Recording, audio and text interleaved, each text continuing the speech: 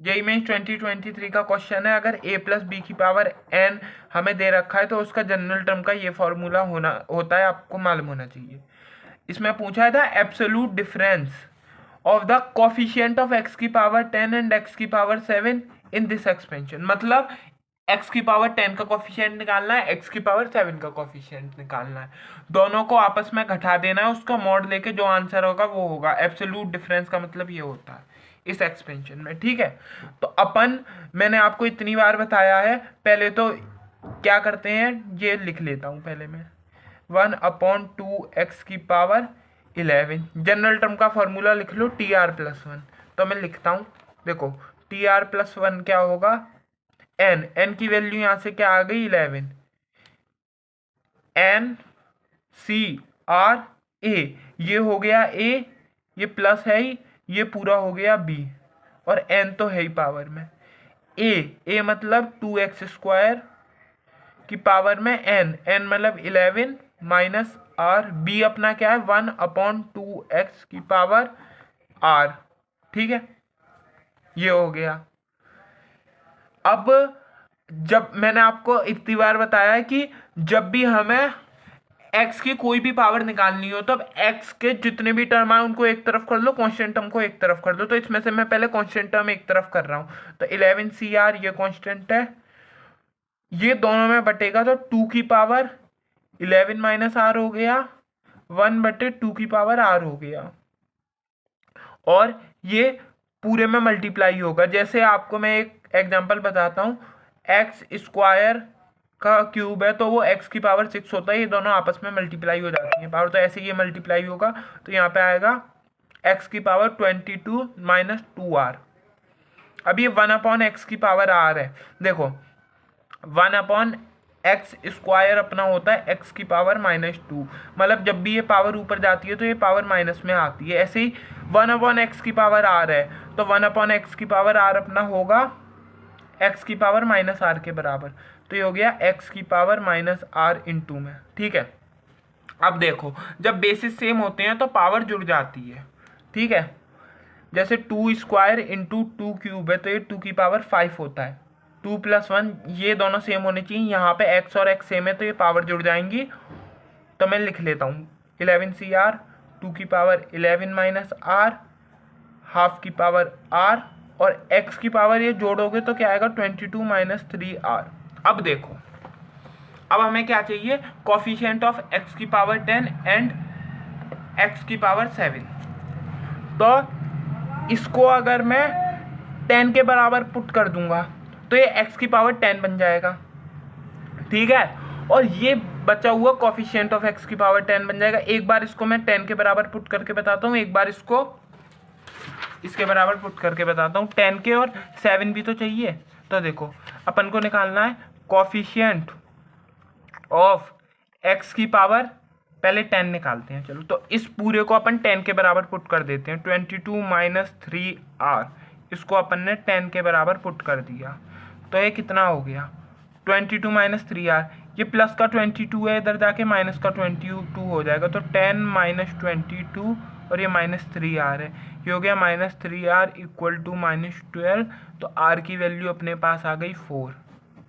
मतलब यहाँ पे अगर मैं r की वैल्यू 4 पुट करूंगा इस इक्वेशन में तो अपने पास क्या आएगा, कोफिशिएंट ऑफ x की पावर 4। मतलब अब मैं पुट करके आपको बताता हूँ, तो ये क्या हो गया 11C4 2 की पावर 11 माइनस 4 कितना होता है, 11 माइनस 4 होता है अपना 7, ठीक है, और 1/2 की पावर 4 इंटू इसको करोगे तो x की पावर अपना क्या आ जाएगा 10 आ जाएगा।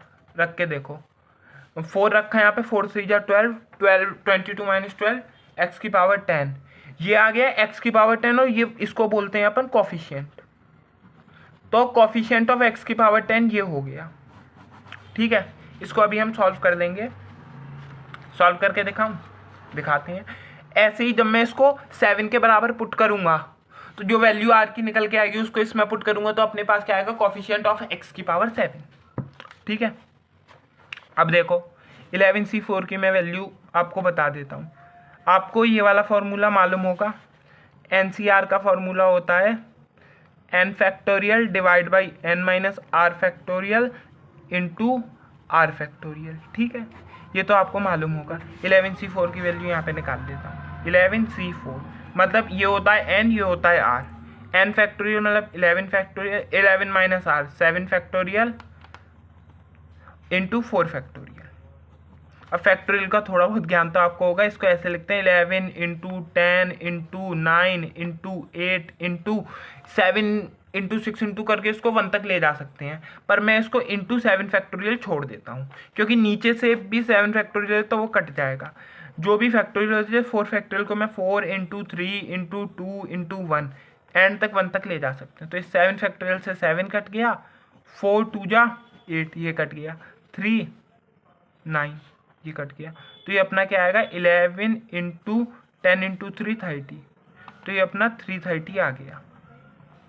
ठीक है, इसकी वैल्यू आ गई 330, इसकी वैल्यू आ गई 330 या 11 इंटू 30 लिख लो, वो आपकी इच्छा है।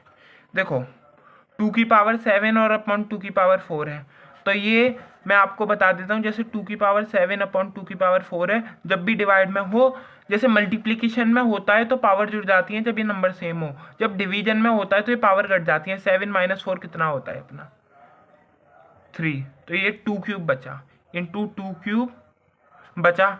इन दोनों का मल्टीप्लिकेशन करके इसको अपन ऐसा लिख सकते हैं, और ये ऐसा हो गया 2 क्यूब। ये बचा कॉफिशिएंट ऑफ x की पावर 10, ये कॉफिशिएंट ऑफ x की पावर 10 बचा। ठीक है, अब हमें और क्या निकालना है, हमें कॉफिशिएंट ऑफ x की पावर 7 निकालना है। इन दोनों को माइनस कर देना है, वो अपना आंसर होगा। ठीक है, अब निकालते हैं भैया। अब हमें क्या करना पड़ेगा, इसको x की पावर 7 बनाना है, मतलब इस पूरे को अपन 7 के बराबर पुट कर देते हैं। मतलब अपने को क्या करना है 22 minus 3r, 22 minus 3r equal to 7। ये प्लस का 22 है, इधर जाके माइनस का 22 होगा, तो 7 माइनस 22 और ये माइनस का 3r है, तो माइनस का 22 प्लस का 7 ये कितना हो गया 12, और ये कितना हो गया 1, तो ये कितना हो गया 5 माइनस का 15, तो माइनस का 15 और माइनस का 3r, तो यहाँ से r की वैल्यू इधर डिवाइड होगा तो r की वैल्यू 5 आ गई। मतलब इसी इक्वेशन को फिर से उठाएंगे, इसमें जब मैं r की वैल्यू 5 पुट करूंगा, इसको 1 मान लेते हैं, तो ये आएगा कोफिशिएंट ऑफ x की पावर 7। तो अब देखो put r equal to 5 in equation 1। ठीक है, इसको इक्वेशन 1 मान लिया। इसमें मैंने जब r की वैल्यू 5 पुट करी तो क्या आएगा, देखो आप इसको उतार लिया होगा आपने ये वाली चीज़, तो देखो 11c r की जगह 5 पुट किया। ठीक है, दिख रहा है ना, हाँ अब दिख रहा है। 2 की पावर 11 माइनस 5 कितना होता है 6 इंटू 1/2 की पावर 5। ठीक है, इंटू इसमें आप वैल्यू रखोगे तो यहाँ पे x की पावर 7 आएगा, ये कोफिशिएंट ऑफ x की पावर 7 हो गया। ठीक है, मैं लिख नहीं रहा, कोफिशिएंट ऑफ x की पावर 7। इसकी वैल्यू और निकाल लेते हैं अपन, दोनों को घटा देंगे, अपने पास आंसर आ जाएगा। कैसा रहा? ठीक है, 11c5 फिर से यहाँ पे मैं कैलकुलेट करके दिखाता हूँ। देखो 11c5 कितना होगा 11 factorial, 11 minus 5 n minus r, 11 minus 5 होता है 6 फैक्टोरियल इंटू 5 फैक्टोरियल। अब इसको वैसे ही कर लेते हैं 11 into 10 into 9 into 8 into 7 into 6, ये 7 है भैया। ठीक है, 6 फैक्टोरियल, ऐसे 6 इंटू ऐसे करते करते आप 1 तक ले जाके और नीचे वालों को खोल के भी कर सकते हो, ये आसान पड़ता है। 6 फैक्टोरियल, 5 फैक्टोरियल को मैं खोल लेता हूँ, 5 इंटू 4 इंटू 3 इंटू 2 इंटू 1।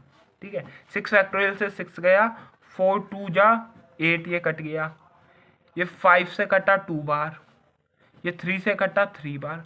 अब इसमें देखो कुछ गड़बड़ नहीं हो जाए, 11 इंटू ये 2 लिख लेता हूँ, 2 इंटू 3 इंटू 7, ये अपना बचा। और अपना क्या बचा है देखो, ये बाद में कर लेंगे, ये 2 की पावर 6/2 की पावर 5, तो ये 2 की पावर 6 माइनस 5 मतलब 2 बचा। इसको काटोगे आप वैसे तो अभी 2 ही बचेगा, तो अपने पास क्या बचा है 11 इंटू ये 3 2 जा 6, इंटू 7 इंटू इसकी वैल्यू 2 आई पूरे की।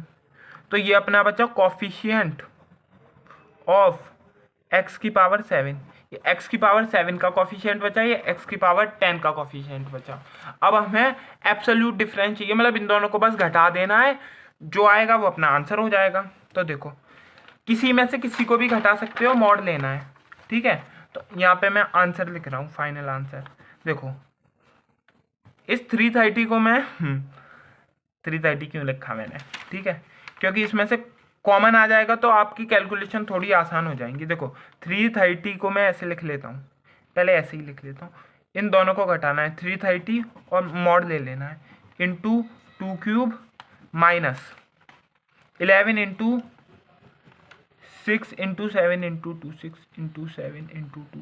इनको मैं फिर से खोल के लिख रहा हूँ, अरे वो मैंने, देखो इसको 11 इंटू 3 इंटू 10 लिख सकते हैं ना, मल्टीप्लाई करो यही आएगा, इसी से ये बनाया है।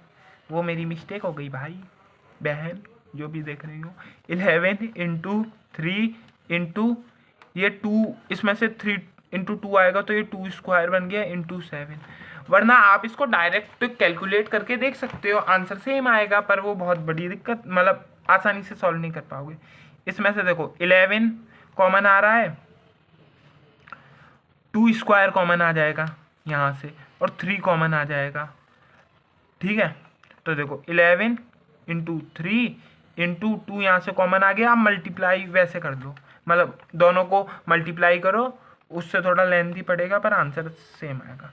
10 इंटू इधर से मैंने 2 स्क्वायर कॉमन लिया है, 2 स्क्वायर 3 और 11, तो ये इसमें से 2 स्क्वायर कॉमन आया तो यहाँ पे क्या बचा 2 माइनस ये यहाँ पे 7 था।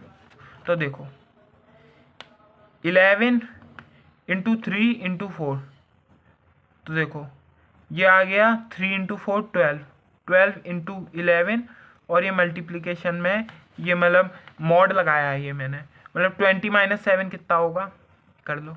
20 माइनस 7 अपना होता है 13 इंटू 12 इंटू 11। तो ये भी आप करके देखो भाई, मैं करता हूँ। देखो 13 इंटू 12 को पहले मल्टीप्लाई किया, 3 2 जा 6, 2 1 जा 2 और 13, ये क्या गया 6 5 156 इंटू 11 कर दिया, तो ये कितना आया देखो 156, तो ये कितना आया देखो 6 11 7 1716 आया। अब देखो ऑप्शन मिला लो, थोड़ा हाँ लेंदी है ये, वैसे आंसर हो गया। ऑप्शन भी मिलाने पड़ेंगे, मैं ऑप्शन इसीलिए लाया हूँ इस क्वेश्चन के। देखो ऑप्शन ए में अपने को क्या दे रखा है, 12 क्यूब माइनस 12, 12 क्यूब माइनस 12, ठीक है। तो देखो 12 स्क्वायर सबको याद होगा, अगर आपको नहीं याद है तो 20 तक तो स्क्वायर याद होने चाहिए, मेरे को ऐसा मानना है। देखो 12 का स्क्वायर होता है, मेरे को याद है 144, ठीक है। स्क्वायर की ट्रिक भी बना देंगे, आप बता देना। देखो 12 क्यूब को अपन क्या लिख सकते हैं, 12 स्क्वायर इंटू 12, ये 12 क्यूब होता है, तो ये 12 स्क्वायर हो गया, इसकी वैल्यू 144 आ गई, इंटू 12 ये 12 क्यूब होता है। तो इसको 12 से मल्टीप्लाई किया, 4 2 जा 8, 8 और 2 इंटू 144, तो ये कितना आया 8 और 4 12 होता है, 4 5 6 7, 1728, मतलब ये क्या आ गया 1728। इसमें से अपन को 12 और माइनस करना पड़ेगा, तो ये कितना आ गया 1716, मतलब दोनों मैच कर गए, मतलब अपना ए ऑप्शन फाइनल आंसर हो जाएगा। सारे को चेक करते हैं, अगर डी बाकी सब तो गलत होंगे क्योंकि सिंगल करेक्ट था, तो ये अपना हो गया फाइनल आंसर, ऑप्शन ए अपना करेक्ट है। Thank you.